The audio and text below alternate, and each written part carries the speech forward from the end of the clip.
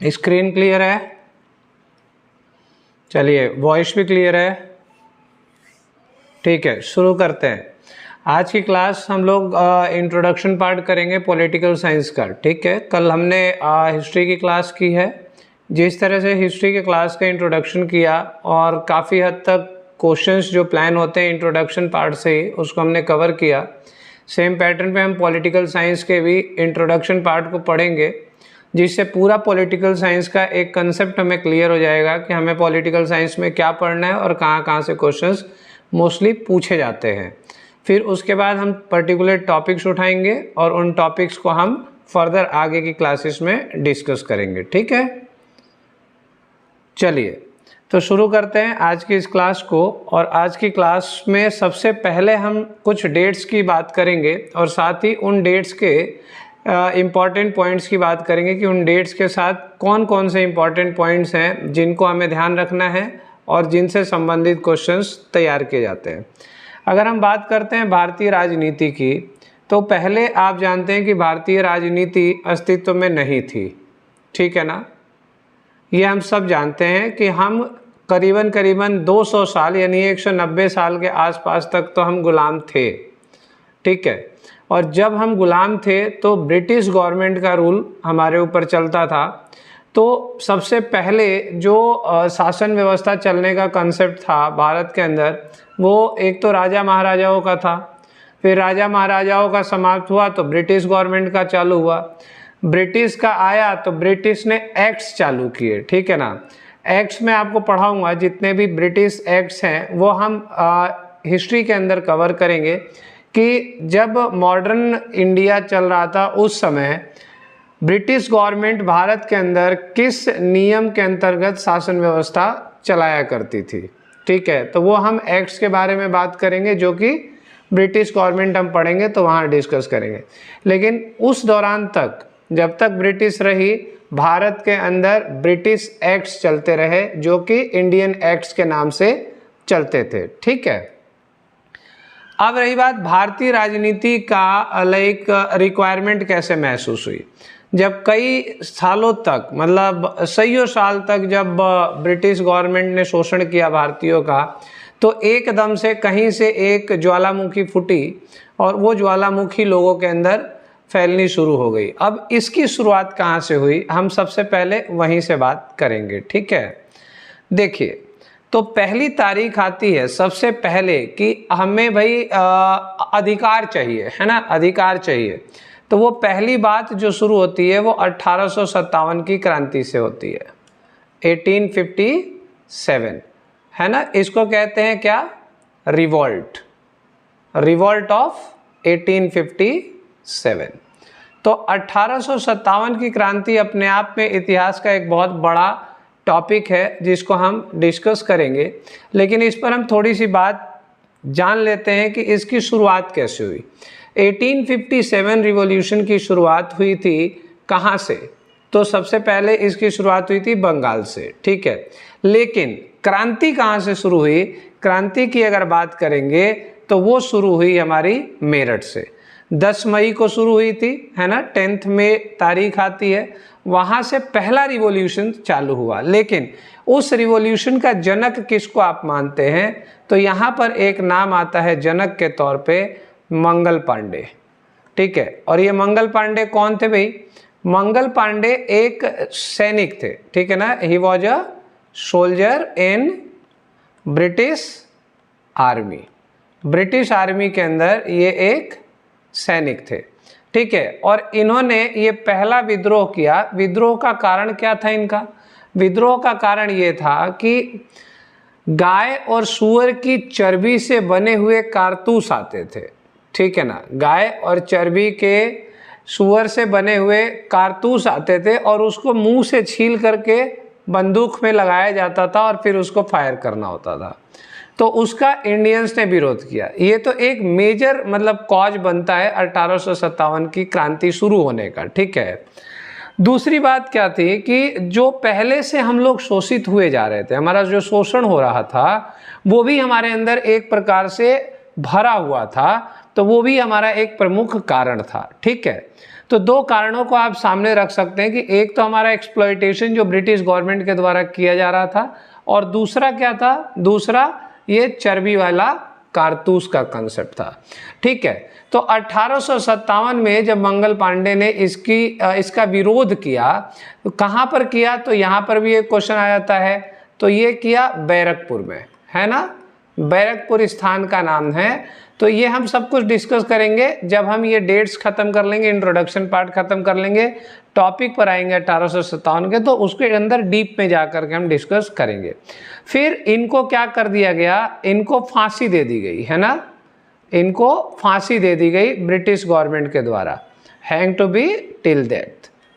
ठीक, तो मंगल पांडे को क्या कर दिया गया, फांसी दे दी गई। और जब ये फांसी दी गई इनको, तो फांसी के बाद इसने एक क्या रूप ले लिया, क्रांति का रूप ले लिया, है ना। और इस क्रांति में बहुत सारे लोग शामिल हुए, और इसकी शुरुआत कहाँ से हुई, मेरठ से हुई।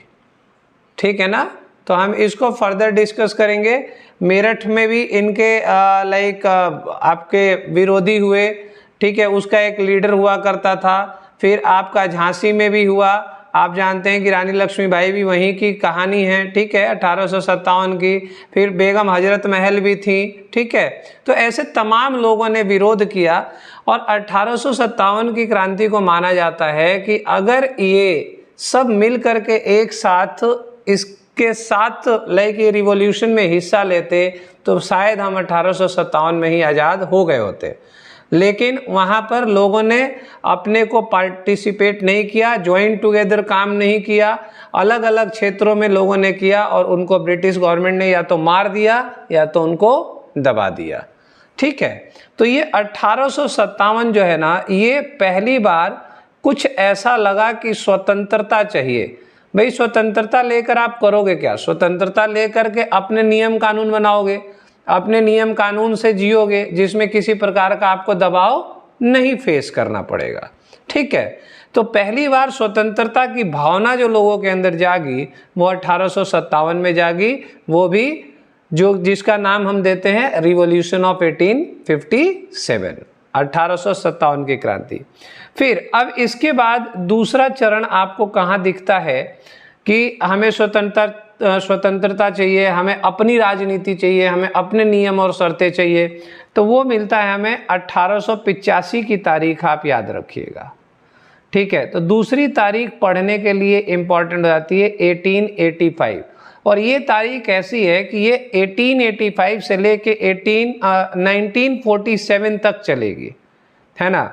और ये कौन सी ऐसी चीज़ है जो खींच करके 1947 तक, जब तक भारत आज़ाद नहीं हो जाता तब तक ये अस्तित्व में रहेगी। उसके बाद भी अभी भी वो अस्तित्व में है, जिसका नाम है INC। INC के भाई, इंडियन नेशनल कांग्रेस। क्या है, इंडियन नेशनल कांग्रेस। इसका गठन, INC का गठन यानी स्थापना, है ना, इस्टेब्लिशमेंट, ये हुआ। तो ये कब हुआ, 1885 में इंडियन नेशनल कांग्रेस एक पॉलिटिकल पार्टी बनाई गई। ठीक है ना। इसको बनाने का उद्देश्य क्या था, इसको बनाने का उद्देश्य था ब्रिटिश गवर्नमेंट, है ना, और भारतीयों के बीच की कड़ी कहा जाता है इंडियन नेशनल कांग्रेस को। क्या कहा जाता है, ब्रिटिश गवर्नमेंट और भारतीयों के बीच की कड़ी। ठीक है ना, मतलब क्या है कि भारतीयों की समस्या को लेकर के ब्रिटिश गवर्नमेंट तक जाना, और ब्रिटिश गवर्नमेंट की बातों को लेकर भारतीयों तक आना। ठीक है, तो इसे भारतीय और ब्रिटिश गवर्नमेंट के बीच की कड़ी कहा जाता है। शुरू में जब इसकी स्थापना हुई थी, तो ये इसी भावना से इसकी स्थापना की गई थी। ठीक है, अब अगर हम बात करते हैं कि स्थापना कहाँ पर हुई, प्लेस क्या है, तो ये मोटे मोटे क्वेश्चंस हैं हमेशा, मतलब ये पहले लेवल में आपको पता होने चाहिए। तो इसकी स्थापना हुई थी कहाँ पर, बॉम्बे। ठीक है, और फाउंडर कौन थे इसके, फाउंडर थे इसके A.O. ह्यूम।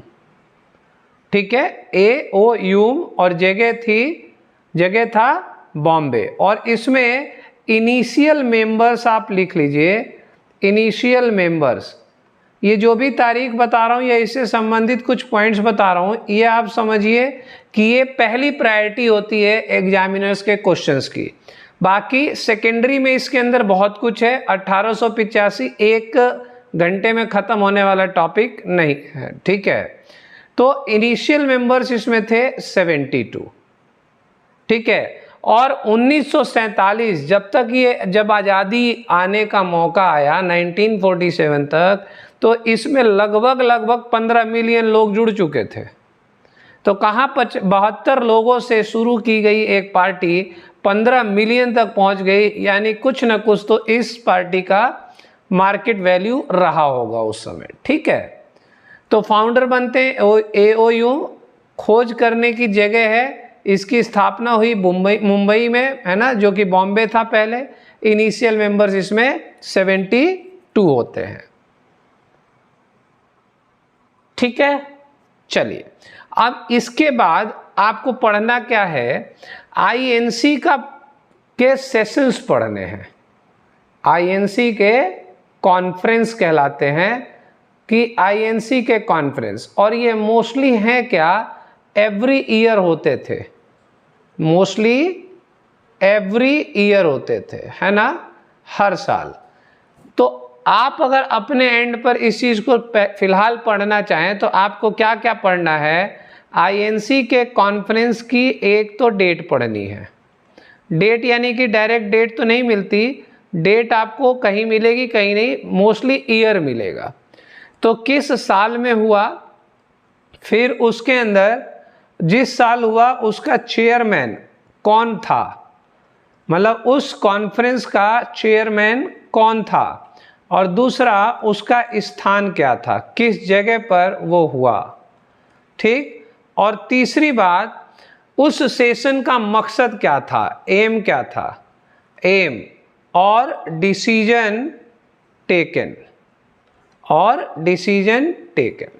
तो ये चीज़ें आपको पढ़नी है। वैसे तो 1885 से 1947 तक बहुत हैं, मतलब आप अंदाज़ा लगाइए कितने हो सकते हैं, 47 साल उधर और 15 साल उधर, है ना, तो लमसम 55 के ऊपर चला जाएगा।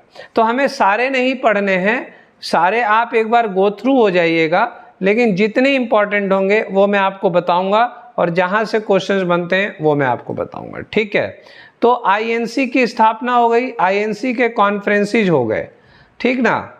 अब INC में बहुत सारे क्वेश्चन पूछता है, जैसे कि अगर पहले इंपॉर्टेंट क्वेश्चंस अगर इसी में हम थोड़ा डिस्कस कर लें, तो फर्स्ट चेयरमैन एक बहुत इंपॉर्टेंट क्वेश्चन बनता है।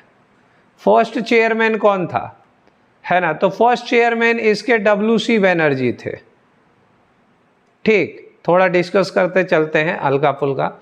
अब इसी में फर्स्ट मुस्लिम चेयरमैन कौन थे, तो ये थे बदरुद्दीन तैयब जी, ठीक है। और इसी में आता है कि फर्स्ट, है ना, इंग्लिश फीमेल चेयरमैन, या फिर फर्स्ट फीमेल चेयरमैन, ये भी हो सकता है कि पहली इंग्लिश या फर्स्ट फीमेल चेयरमैन। तो यहां पर आ जाता है एनी बेसेंट, ठीक है। अब इसी में आ जाता है फर्स्ट इंडियन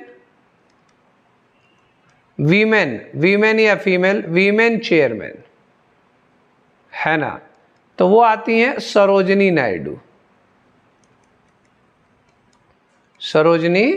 नायडू, ठीक है। तो ये सबसे इंपॉर्टेंट बातें तो सबसे पहले ये आ जाती हैं INC में, कि जो भी चेयरमैन आए वो पहले कौन कौन आए, ठीक है, ये बातें।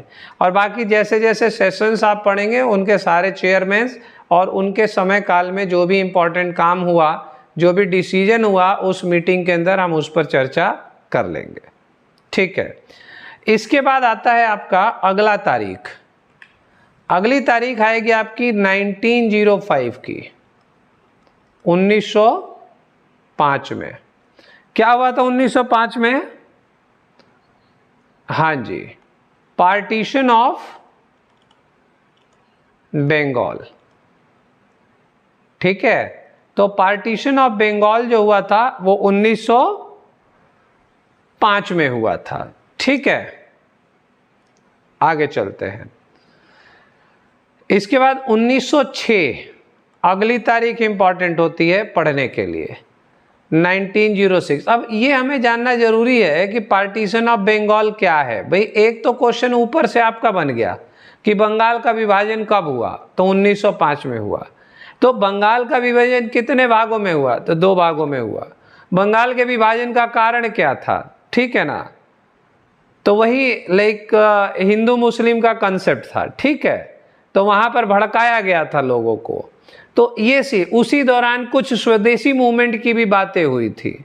तो पार्टीशन ऑफ बंगाल का एक पर्टिकुलर टॉपिक पढ़ेंगे तो उसके अंदर हमें इंपॉर्टेंट पॉइंट्स मिलते हैं, लेकिन ये पहले स्टेज के क्वेश्चंस हैं जो आपसे पूछे जाते हैं। 1906 में क्या हुआ,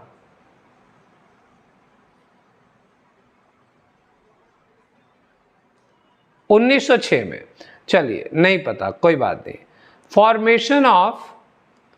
फॉर्मेशन ऑफ मुस्लिम लीग है ना, मुस्लिम लीग हुआ। ठीक है, और ये कहाँ हुआ था, इसकी स्थापना कहाँ हुई थी, ये हुई थी ढाका में, है ना, ढाका में। तो formation of Muslim league, Muslim league क्या है, मुस्लिम लीग का कारण क्या था उसको स्थापित करने का। ठीक है, तो ये सब टॉपिक्स बनते हैं। अब 1905 के बाद 1906 आया। ठीक है, अब 1906 के बाद अगर हम आते हैं तो अगली तारीख आ जाती है 1911। अब 1911 में 2 बातें होती हैं। 1911 पर आपको 2 बातें याद रखनी है। एक बात तो ये कि दिल्ली बिकेम कैपिटल, ठीक है ना, दिल्ली राजधानी बनी, पहली बात। दूसरी बात 1911 में क्या हुआ कि जो पार्टीशन ऑफ बंगाल हुआ था उसको रद्द कर दिया गया। क्या किया गया, बंगाल पार्टीशन एन्यूल्ड, ठीक है ना, कैंसल्ड। तो बंगाल पार्टीशन एन्यूल्ड, है ना, कैंसिल कर दिया गया। ठीक है ना। और दूसरी बात क्या हो गई कि दिल्ली को भारत की राजधानी बना दिया गया। ठीक है, अब आइए अगली तारीख क्या आती है। अगली तारीख आएगी 1915, 1915, ठीक है ना, 1915। इसमें क्या हुआ था, 1915 में क्या हुआ, 1915 में हुआ गांधी रिटर्न्ड इंडिया, यानी कि गांधी का भारत आगमन, गांधी का भारत आगमन। ठीक है ना, तो गांधी भारत आए। अच्छा, गांधी भारत आए, इससे पहले कहाँ थे, इससे पहले कहाँ थे, इससे पहले ये थे साउथ अफ्रीका में। ठीक है ना, साउथ अफ्रीका में, जहां पर काले लोगों पे अत्याचार हो रहा था, उनको बुलाया गया था उसके लिए, और उन्होंने वहां पे काफी लंबा संघर्ष झेला, लेकिन समानता का अधिकार सबको दिला दिया, और उसी वजह से उनको भारत में भी बुलाया गया। ठीक है ना, कि आप भारत आइए। लोकप्रियता उनकी काफ़ी अच्छी हो गई थी, प्रसिद्धि हो गई थी, और उनके पास तरीके भी थे लोगों को समझाने के लिए। तो वो 1915 में भारत आए। ठीक है, अब 1915 के बाद आगे चलते हैं। तो अगर आप जाएंगे तो 1916 में, ठीक है ना, 1916 में। अब यहाँ पर एक साबरमती का आश्रम भी आता है। जब आए तो उन्होंने एक साबरमती आश्रम का निर्माण किया। ये कहाँ पर किया, पहले ये इसका निर्माण हुआ अहमदाबाद में, ठीक है, और later shifted in Sabarmati, later shifted Sabarmati, ठीक है ना, बाद में साबरमती में उनको शिफ्ट कर दिया गया। अब ये 1916 है, 17 है, 18 है, ये जितनी तारीखें आएंगी ये गांधी के कामों से संबंधित आएगी। तो एक समय आता है 1915 से लेके 1947 तक का, इस पीरियड को हम क्या कहते हैं, गांधी युग भी कहते हैं, गांधी युग या फिर गांधी एरा। आई बात समझ में? 1915 में। अब चलिए इसके बाद आगे आते हैं 1916, 17, 18 ऐसे कर करके कुछ गैप पर गांधी के बहुत सारे काम हैं, जब गांधी डिस्कस करेंगे तो उस पर डिस्कस करेंगे, ठीक है। अब आते हैं 1914 से 1918 की एक तारीख लिख लीजिए। 1914 से 1918 आता है। इसमें क्या हुआ, ब्रिटिश ड्रैग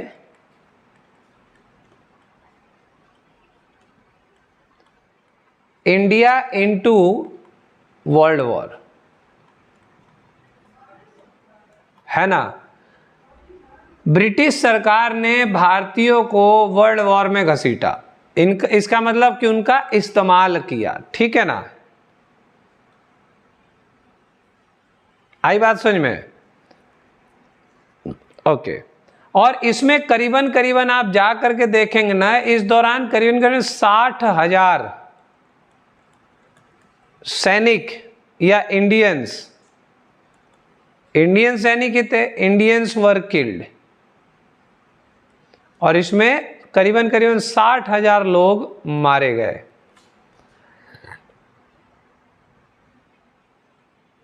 ठीक है ना। और ये कौन सा वर्ल्ड वॉर था? फर्स्ट वर्ल्ड वॉर,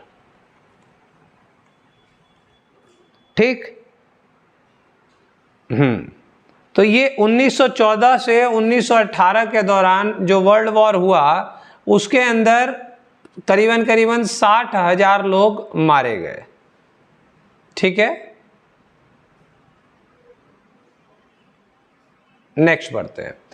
अब आते हैं 1919 का एक टाइम पीरियड आता है, ये भी काफी फेमस है। ये क्या है?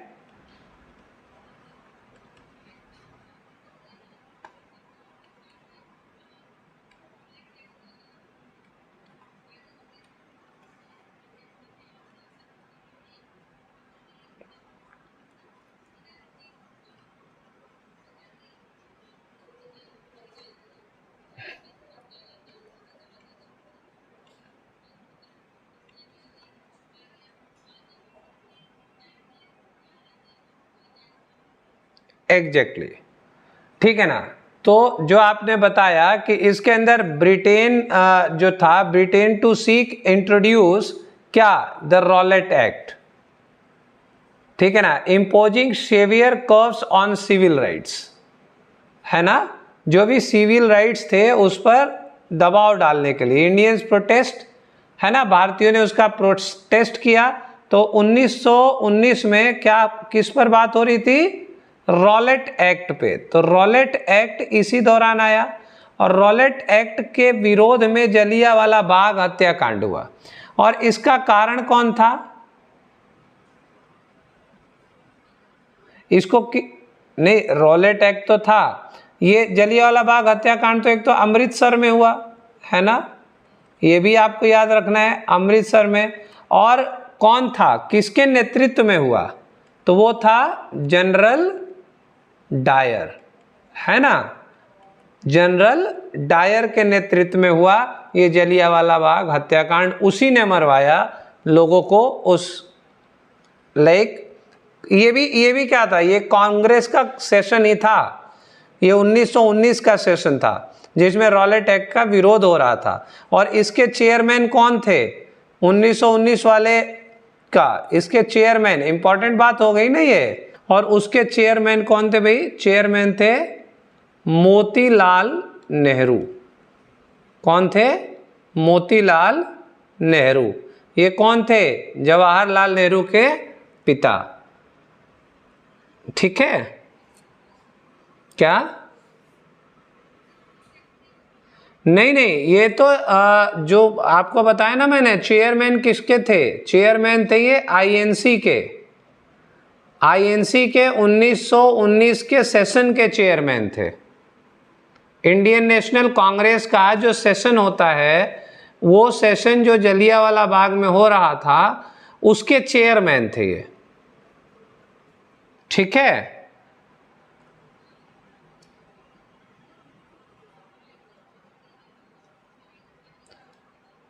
हाँ हाँ हाँ, वो आगे आएगा। मोतीलाल नेहरू के एक ही काम नहीं है, और भी कई सारे काम हैं। ठीक है, चलिए अब 1919 के बाद अगर हम आते हैं, लगभग कितने लोग मारे गए होंगे इसमें, अंदाजा है आपको? हाँ,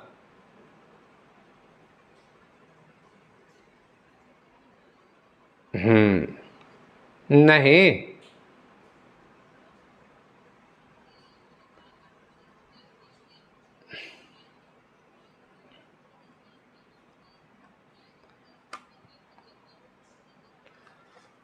लमसम लमसम 400 से 500 लोग इकट्ठे हुए थे वहां पे। ठीक है, चलिए अब आगे बढ़ते हैं।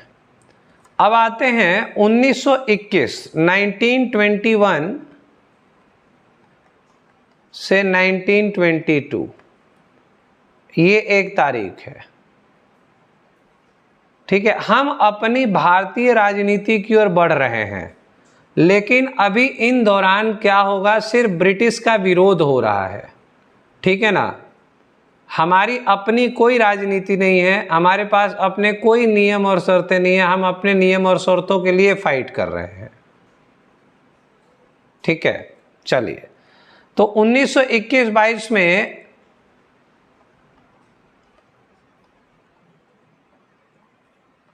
Gandhi launches civil disobedience.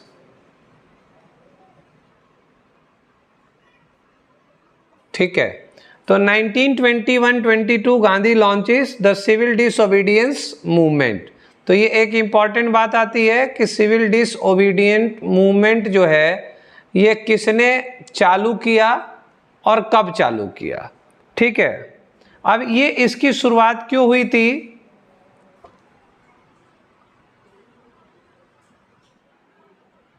To boycott क्या? ब्रिटिश गुड्स, है ना, जो ब्रिटिश सामान था उसको बॉयकॉट करने के लिए Gandhi launched civil disobedience movement. हाँ, अब हुआ क्या, कुछ समय बाद, आफ्टर सम टाइम, इसी दौरान after some time what happened, Chauri Chaura, important point है, चौरी चौरा, ठीक है ना, किलिंग। क्या हुआ? चौरी चौरा किलिंग हुई। ठीक है, जिसमें क्या होता है, एक थाने को जला दिया गया था, है ना, पुलिस वालों को मार दिया गया था। और जैसे ही ये चौरी चौरा का कांड हुआ, इन्होंने अपने सिविल डिसओबीडियंस मूवमेंट को वापस ले लिया, गांधी ने। ठीक है, तो ये आपको 1921 1922 के आसपास में पढ़ना है। एक तो सिविल डिसओबीडियंस क्या है, उसके अंदर क्या क्या चीज़ें होती हैं, कहाँ कहाँ से क्वेश्चन बन सकते हैं। ठीक है, अगला आता है 1924, 1924। ठीक है,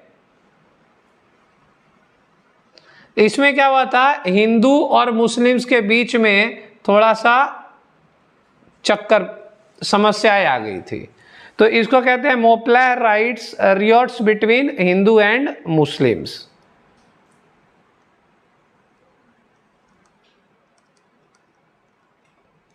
बिटवीन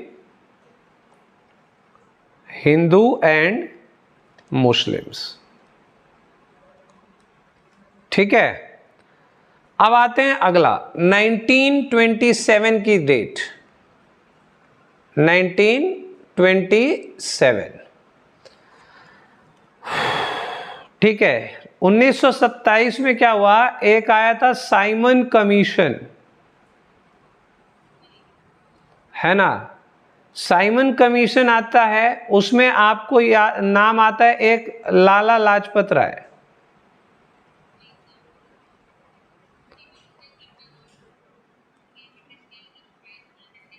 हाँ जी, तो साइमन कमीशन क्या था, एक ब्रिटिश गवर्नमेंट ने साइमन कमीशन को अपॉइंट किया। ठीक है, किस लिए, to recommend the political reforms, to recommend the political reforms in India. ठीक है, और no Indian is part of the Simon, कोई भी भारतीय व्यक्ति जो था वो साइमन का सदस्य नहीं था।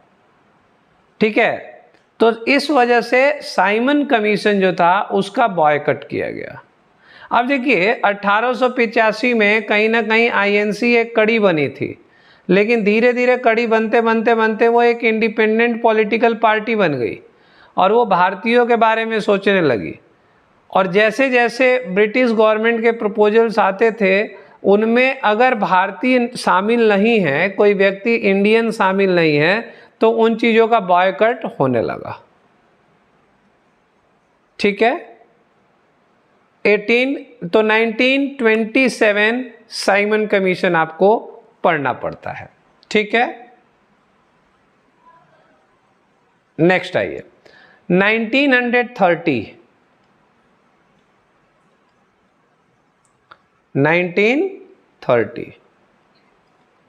1930। ठीक है, ये क्या है, सॉल्ट सत्याग्रह, सॉल्ट सत्याग्रह बाय गांधी। ठीक है, 1930 में सॉल्ट सत्याग्रह।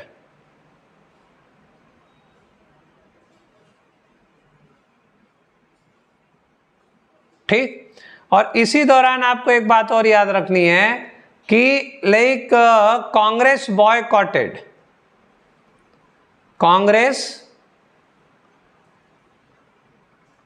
बॉयकॉटेड क्या, the first round table conference, round table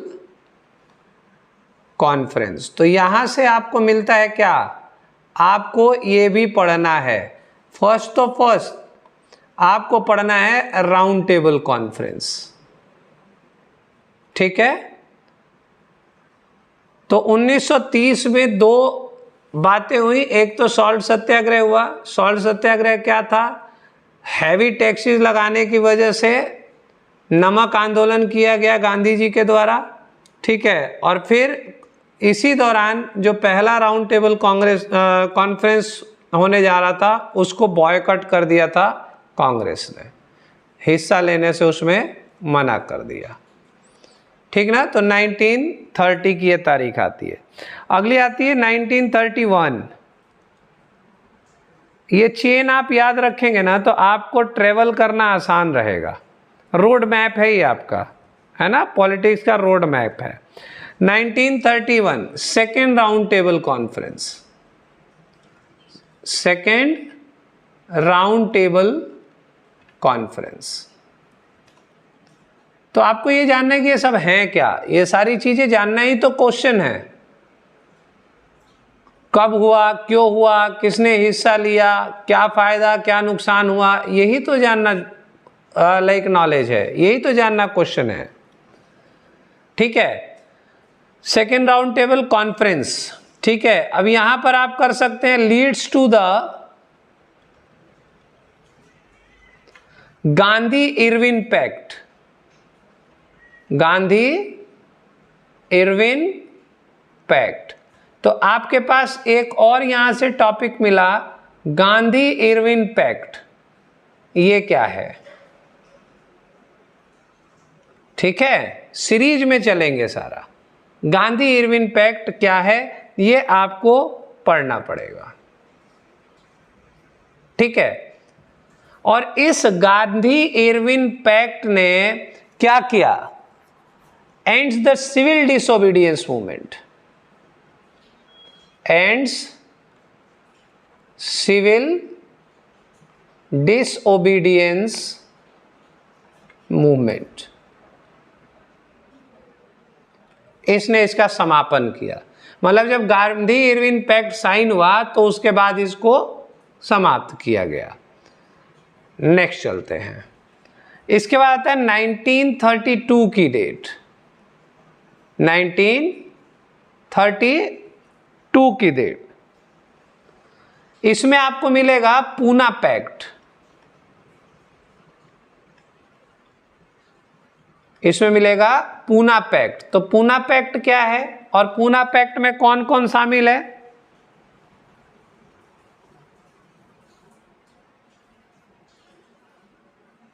Poona pact में, चलिए नहीं पता तो बताते हैं, गांधी प्लस BR अम्बेडकर,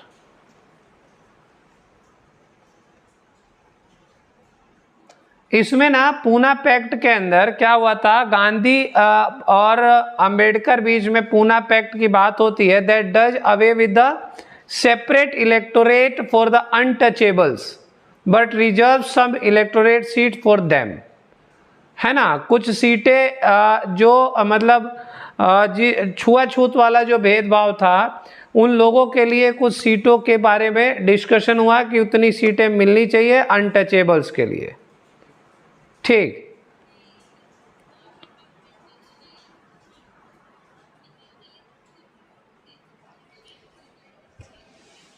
आरक्षण की आवश्यकता है, ठीक है।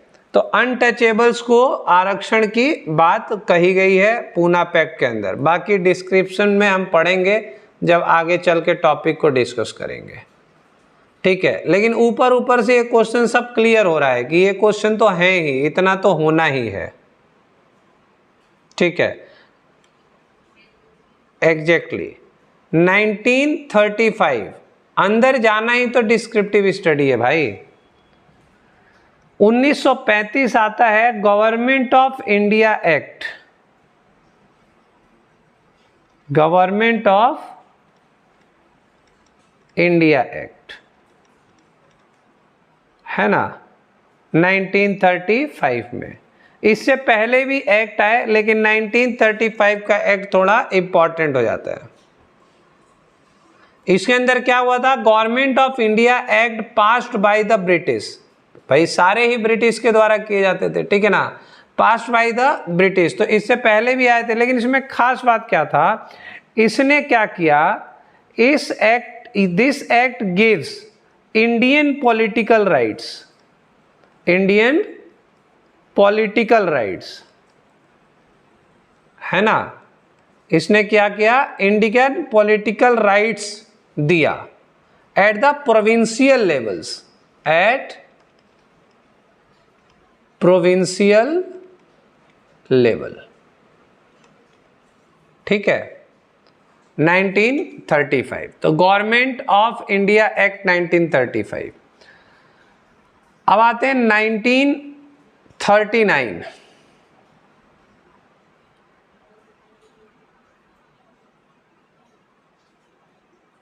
ठीक है। 1939 इसमें आता है आउटब्रेक ऑफ वर्ल्ड वॉर 2, ठीक है।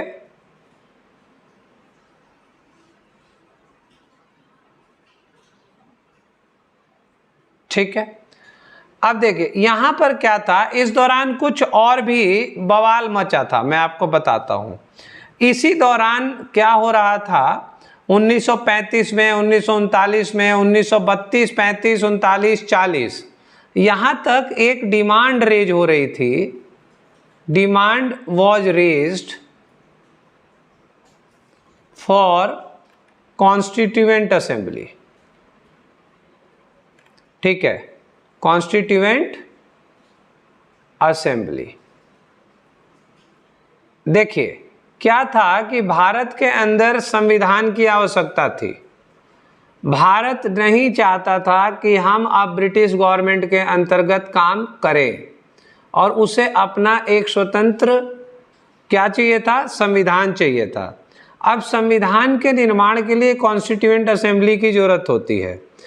उसी दौरान ये सारी जो बातें चल रही हैं, इसी दौरान कॉन्स्टिट्यूएंट असेंबली की मांग बहुत तेजी से बढ़ गई, ठीक है।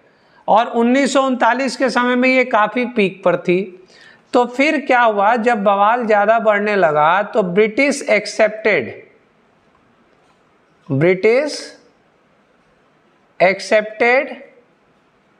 इन 1940। ब्रिटिश गवर्नमेंट ने एक्सेप्ट कर लिया, उसने मान लिया कि चलो ठीक है, आपको संविधान सभा की जरूरत है, दे देंगे।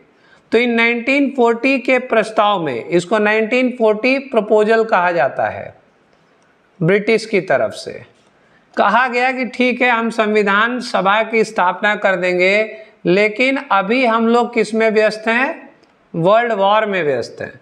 तो वर्ल्ड वॉर के बाद हम इस पर काम करेंगे, ठीक है। तो ये आप ध्यान रखिएगा, ये पहला प्रपोजल आया था, एक्सेप्टेंस था ब्रिटिश गवर्नमेंट का कॉन्स्टिट्यूएंट असेंबली के लिए, जो 1940 में आया। अब 1939 के बाद 1940 आ गया ये, ठीक है, 1940 आ गया। अब 1940 के बाद आइए, एक 1941 की डेट आती है, 1941, ठीक है। Subhash Chandra Bose escapes from India, ठीक है ना। मतलब उन्होंने क्या किया, अब वो भारत से निकल लिए। Subhash Chandra Bose escapes from India. और आगे चल के उन्होंने क्या बनाया, जब यहाँ से निकले तो बाहर जा कर के उन्होंने एक फौज बनाई जिसका नाम था आज़ाद हिंद फौज, है ना, आज़ाद हिंद फौज, लेटर फॉर्म्ड, बाद में उन्होंने बनाई, ठीक है। तो यहाँ पर 19 और joins hands with the axis power in fight कह सकते हैं आप इसको, अगेंस्ट द ब्रिटिश। तो उन्होंने अब ब्रिटिश के खिलाफ कुछ लोगों के साथ अपना समर्थन बनाया, अपनी दोस्ती यारी बढ़ाई और अपना एक फौज बनाया, ठीक है ना। अब आइए, इसके बाद आता है 1942,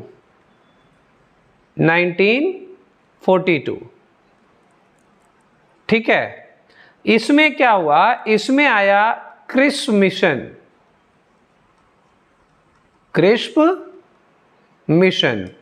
ये किस लिए आया था,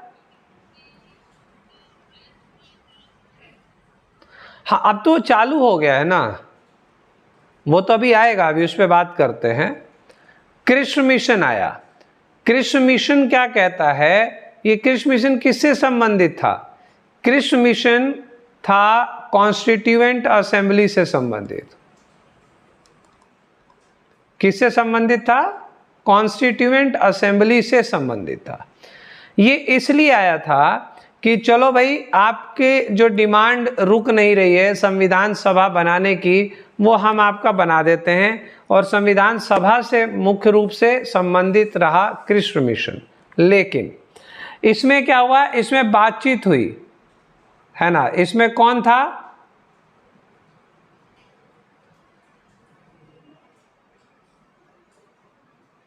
चलो यहां पर बताते हैं इसको। 1942 क्रिस्प मिशन, इसको नॉट एक्सेप्टेड बाय इंडियंस कर लीजिए।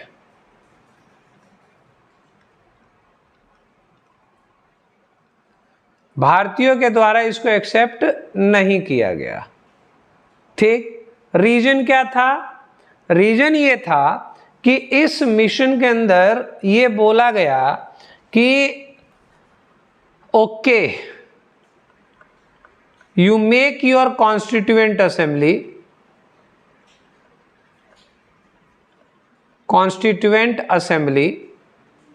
हम, है ना, मेक योर कॉन्स्टिट्यूशन, कुछ ऐसी बात थी कि आप अपनी संविधान सभा बना लीजिए, संविधान बना लीजिए, but the rule of British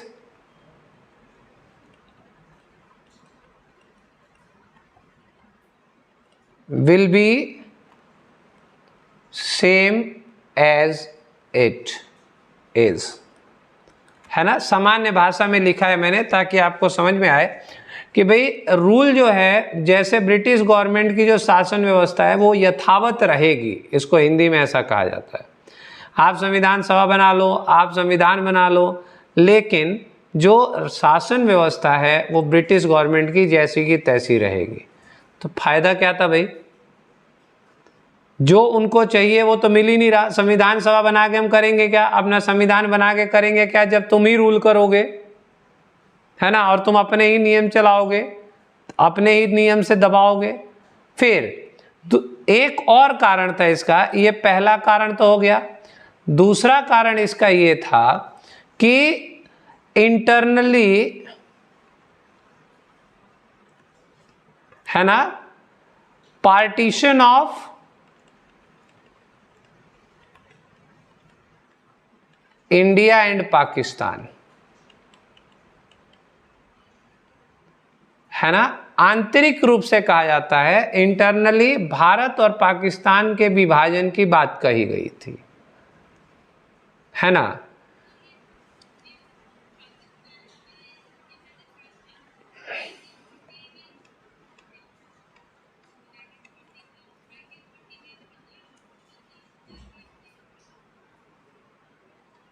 क्या हुआ था,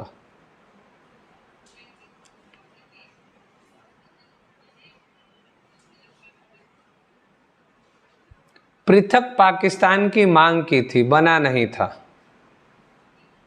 है ना। जब संविधान सभा की बात शुरू हो गई थी तब उनको ये लगा कि भाई हम अपना मुसलमानों का अलग बना लेते हैं, ठीक है। तो जिन्ना की कहानी अलग आएगी जब देखेंगे, ठीक है ना। इसमें क्या बनता है, गांधी।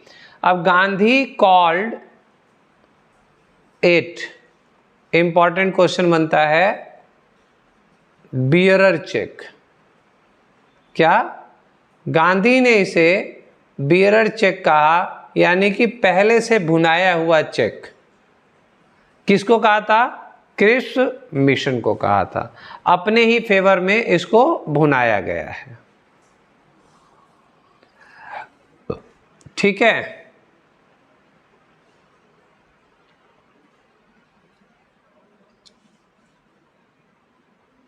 ठीक, अब इसके बाद 1942 में अगली बात,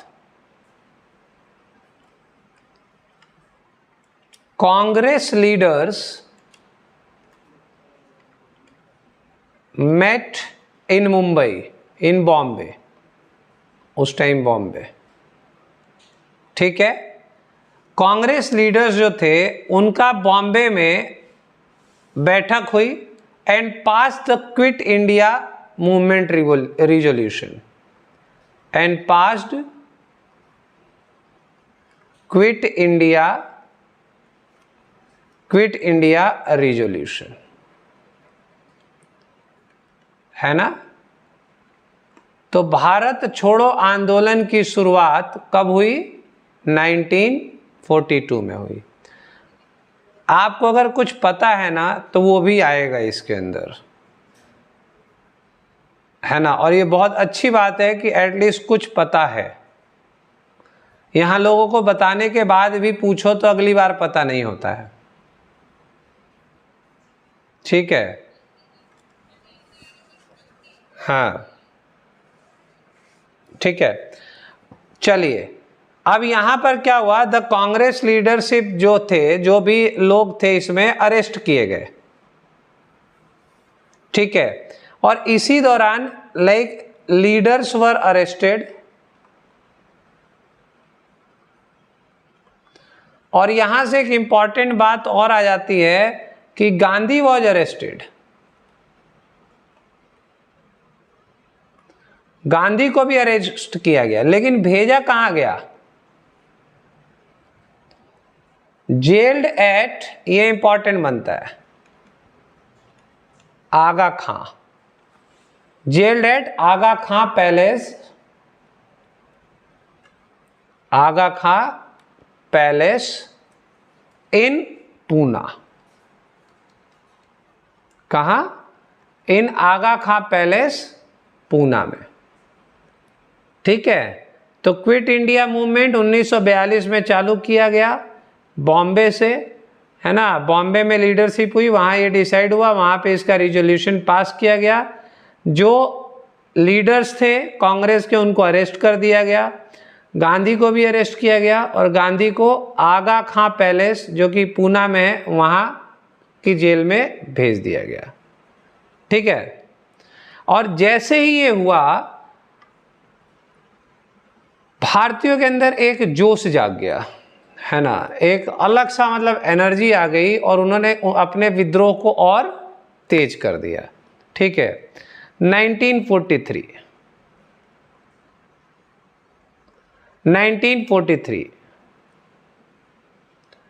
Bose, Subhash Chandra Bose takes the Indian national Army, ठीक है ना, takes the charge of Indian national Army, Indian national Army.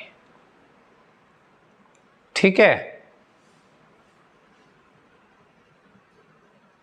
ठीक। अब ये भारत की ओर मूव करने लगे, है ना। Start his like begins march to India, कहेंगे आप इसको, begins march to India, Bharat की ओर मार्च किए। बट हुआ क्या, स्टॉप्ड एट इम्फाल, उन्हें इम्फाल में रोक दिया गया। ठीक है, तो 1943 में Bose takes the charge of the Indian national army, begins march to India but stopped at Imphal. ठीक है, 1945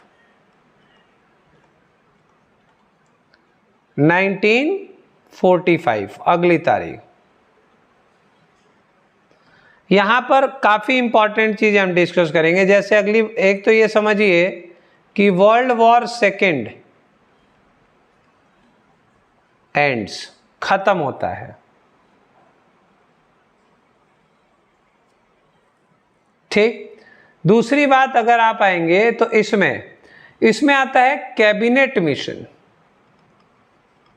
समझ में आ रहा है, कैबिनेट मिशन। ये मिशन किस लिए आ रहा है, रिगार्डिंग किस लिए, कॉन्स्टिट्यूएंट असेंबली, है ना, कॉन्स्टिट्यूएंट असेंबली। देखिए क्या क्या चल रहा है। एक तो भारत छोड़ो आंदोलन चल रहा है, एक पूर्ण स्वराज चल रहा है। ठीक है, उसके बाद आपका कॉन्स्टिट्यूएंट असेंबली की डिमांड चल रही है। ठीक ना, पैरेलली बहुत सारी चीजें चल रही है और फाइनली आना किस पर है, कॉन्स्टिट्यूएंट असेंबली, कॉन्स्टिट्यूशन और इंडिपेंडेंस। ये तीन चीजें हमारी सबसे ज्यादा इंपॉर्टेंट है।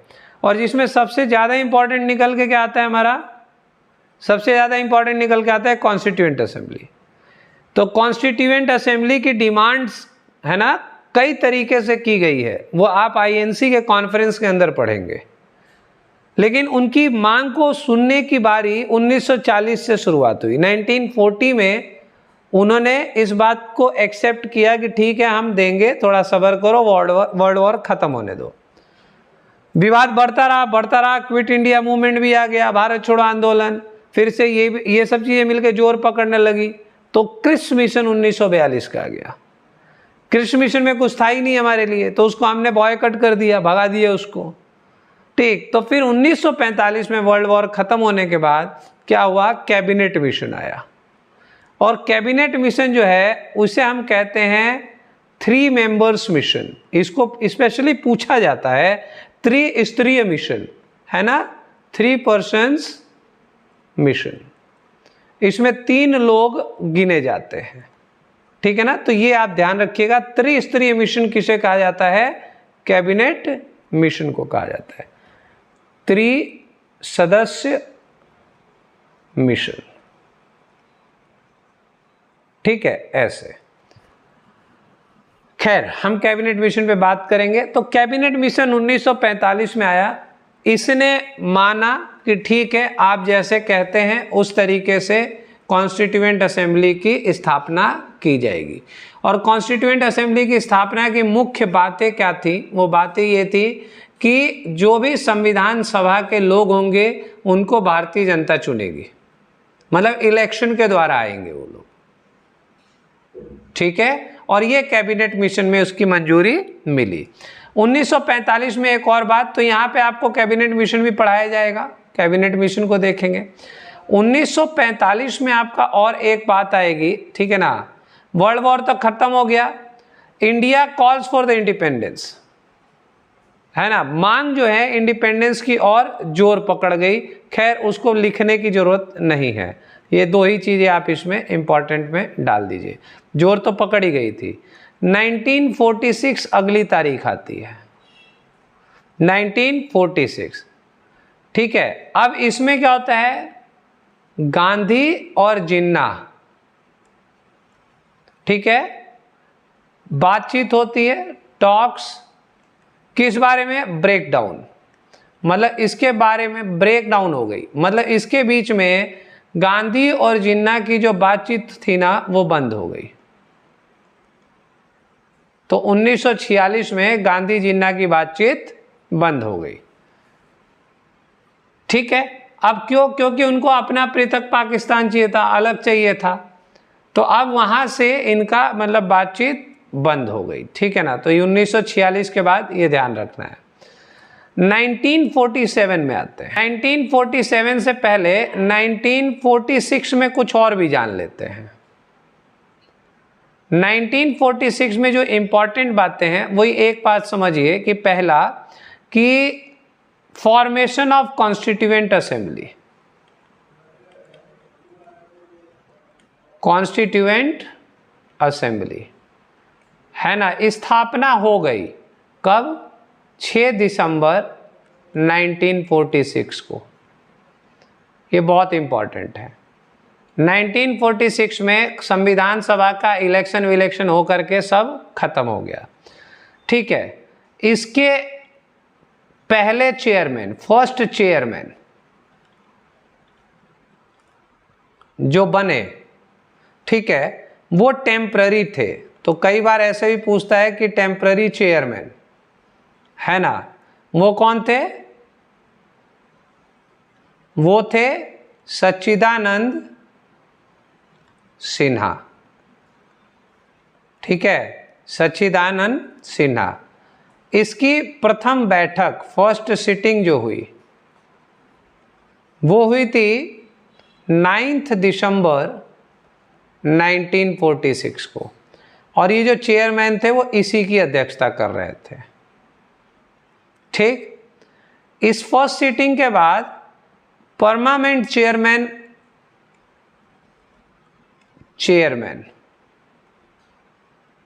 ठीक है, नियुक्त हुए, अपॉइंटेड। कौन थे वो परमानेंट चेयरमैन? वो थे डॉक्टर राजेंद्र प्रसाद।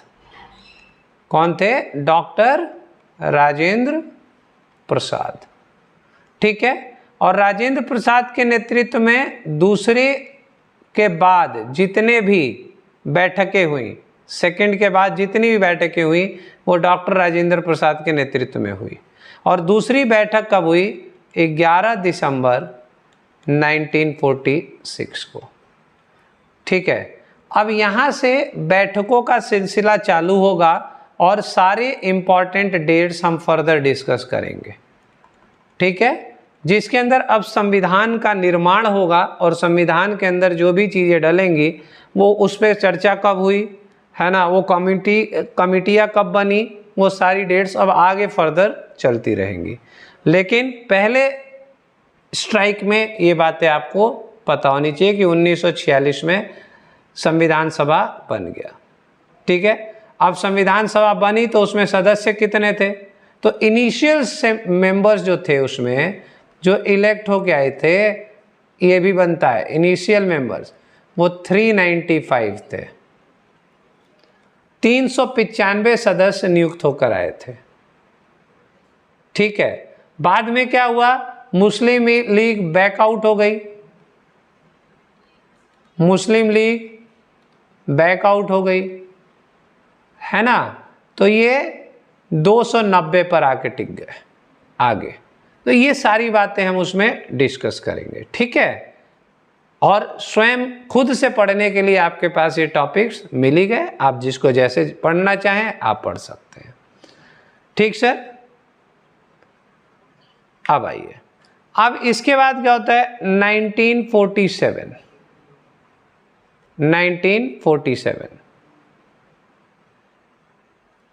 ठीक है, अब इसमें क्या है, ब्रिटिश कांग्रेस और मुस्लिम लीग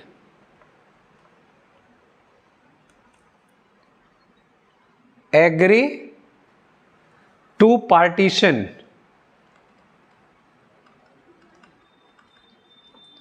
एंड इंडिपेंडेंस। ठीक है, 1947 में ब्रिटिश कांग्रेस और मुस्लिम लीग ये तीनों एग्री कर गए भारत के विभाजन के लिए और आज़ादी के लिए। ठीक ना सर। अब इसी में 15 अगस्त 1947 को आज़ाद हो गया भारत।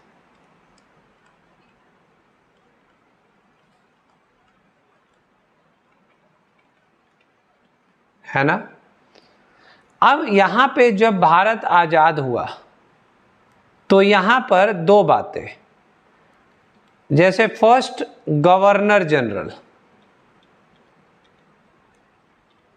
कौन बना, फर्स्ट गवर्नर जनरल कौन बना, तो वो बना लॉर्ड माउंटबेटन। ठीक है, और इंडिपेंडेंस से पहले लास्ट गवर्नर जनरल कौन था, लॉर्ड माउंटबेटन। तो भारत आज़ाद होने से पहले जो अंतिम गवर्नर जनरल था वो भी लॉर्ड माउंटबेटन था, भारत आज़ाद होने के बाद जो गवर्नर जनरल बना वो भी लॉर्ड माउंटबेटन था। लेकिन इसको ज़्यादा दिन तो रहना नहीं था, तो यहाँ पे एक और बन जाता है first Indian governor general of India. ठीक है, और ये इंडिया कैसा है, इंडिपेंडेंट, है ना। पहला गवर्नर जनरल आजाद भारत का कौन बना, तो वो बने सी राजगोपालाचारी।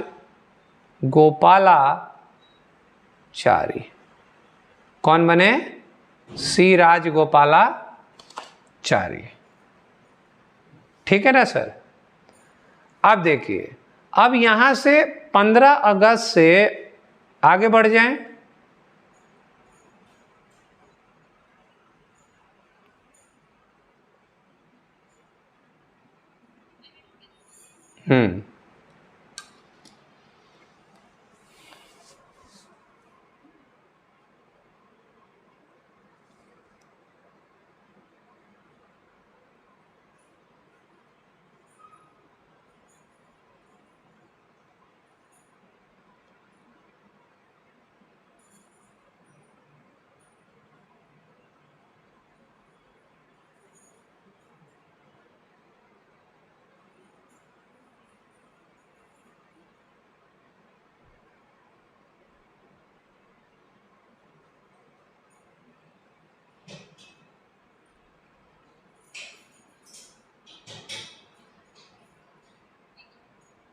ठीक है, चलिए। तो अब इसके बाद अगर हम बढ़ते हैं तो आप देखिए 15 अगस्त 1947 से, ठीक है, जो गवर्नमेंट चलती है अकॉर्डिंग टू ब्रिटिश नॉर्म्स ही चलती है, क्योंकि अभी अपना संविधान तो है नहीं, ठीक है। अब इसके बाद आपको आता है कि अपना संविधान तैयार कब हुआ, है ना, कंप्लीशन ऑफ कॉन्स्टिट्यूशन। ठीक है, तो ये तारीख कौन सी आ गई, 26 नवंबर 1949, 1949, है ना। इस दिन क्या हुआ, संविधान बन के तैयार हो गया। ठीक है ना। अब जब संविधान बन के तैयार हो गया तो इसके अंदर आपको पढ़ने पड़ेंगे पार्ट्स, आर्टिकल्स, और इसके अंदर पढ़ने पड़ेंगे शेड्यूल्स। ठीक है ना, शेड्यूल्स। ठीक है ना। ये तो 26 नवंबर 1949 को संविधान सभा ने संविधान बना के तैयार कर दिया। तो जब संविधान बन गया तो फर्दर हम आगे चल के इसके अंदर पार्ट्स पढ़ेंगे, आर्टिकल्स पढ़ेंगे और शेड्यूल्स के बारे में पढ़ेंगे। ठीक, इसके बाद आएगा आपका 26 जनवरी 1950। ठीक है, रिपब्लिक डे। ठीक है, रिपब्लिक डे। इस दिन क्या हुआ, इस दिन हमने संविधान को लागू कर दिया। इस दिन के बाद संविधान लागू हो गया। और क्या खास बातें हुई, एक खास बात और हुई इसके अंदर कि गवर्नर जनरल का पद जो था डेजिग्नेशन, इसे एबॉलिश कर दिया गया, खत्म कर दिया गया। ठीक है, और प्रेसिडेंट डेजिग्नेशन स्टार्टेड। एक्चुअली क्या था, ये सब पहले ही हो गया था, मतलब 26 जनवरी से पहले ही 2-3 तारीख है। जैसे आप समझ लीजिए 24 जनवरी, 25 जनवरी, है ना, ये तारीखें इंपॉर्टेंट हो जाती हैं। ठीक ना। तो इन्हीं दौरान में इन चीज़ों को लागू कर दिया गया था, इन्हीं 2 तारीखों में, 24-25 में। ठीक है, 2-3 बातें हुई हैं, वो हम डिस्कस कर लेंगे। तो ये 26 जनवरी को जब चालू हुआ तो उस दिन प्रेसिडेंट का पद चालू हो गया था, गवर्नर जनरल का पद खत्म हो गया था। ठीक है, चलिए अब इसके बाद आता है कि पहले प्रेसिडेंट के तौर पे राजेंद्र प्रसाद को ही नियुक्त किया गया, है ना, डॉक्टर राजेंद्र प्रसाद, इन्हीं को नियुक्त किया गया। और इसके बाद आपका फिर फर्दर 1952 से आपका क्या हुआ, इलेक्शन चालू हो गया। और क्या हुआ, इलेक्टेड लोकसभा स्टार्ट हो गई, है ना। अब यहाँ से जब हम आर्टिकल्स पढ़ेंगे तो सारे संविधान में जितनी भी लाइक आपके पास गवर्नमेंट है ना, गवर्नमेंट है। अब गवर्नमेंट 2 भागों में बटी है। जैसे सबसे पहले यहाँ पे आपको सुप्रीम कोर्ट मिलेगा, सबसे ऊपर है ना। फिर उसके बाद आपको पार्लियामेंट मिलेगा, है ना। पार्लियामेंट में 3 लोग हैं, जैसे एक प्रेसिडेंट है। फिर आपका यहाँ पे लोकसभा है, राज्यसभा है। ठीक है, फिर नीचे आएंगे तो आपके पास लाइक हाई कोर्ट्स मिलेंगे। ठीक है, फिर उसके नीचे आएंगे तो आपको इधर स्टेट गवर्नमेंट मिलेगा। सेंट्रल तो ऊपर हो गया, ये पार्लियामेंट्री यूनियन कहलाता है और यूनियन ही सेंट्रल कहलाता है। ठीक है, स्टेट मिलेगा, स्टेट में आपको गवर्नर मिलेंगे। गवर्नर के बाद आपको यहाँ पे एमएलएज है ना, मेंबर ऑफ लेजिस्लेटिव असेंबली मिलेगा। MLC जो होगा मेंबर ऑफ लेजिस्लेटिव काउंसिल पढ़ना पड़ेगा। फिर आगे चलेंगे तो आपको और नीचे आएंगे तो ग्राम पंचायत पढ़ना पड़ेगा।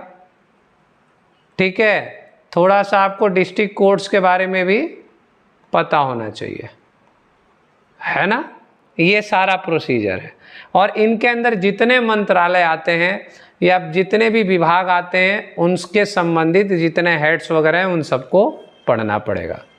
तो ये पूरी एक राजनीति का एक रास्ता है, इसी रास्ते पे चलना है और इन पर्टिकुलर टॉपिक्स को अगर हम पढ़ लेते हैं तो हमारा काफ़ी सिलेबस कवर हो जाता है। ठीक है, तो ये इंट्रोडक्शन का पार्ट आज ख़त्म होता है। आगे अब हम सीधा क्लास पर डिस्कस करेंगे और एक एक टॉपिक को लेकर के कंप्लीट करेंगे। इनमें से जो भी क्वेश्चन पढ़ने के लायक हैं वो आप पढ़ लीजिए, क्योंकि इनमें से क्वेश्चन बनते ही बनते हैं। ठीक ना।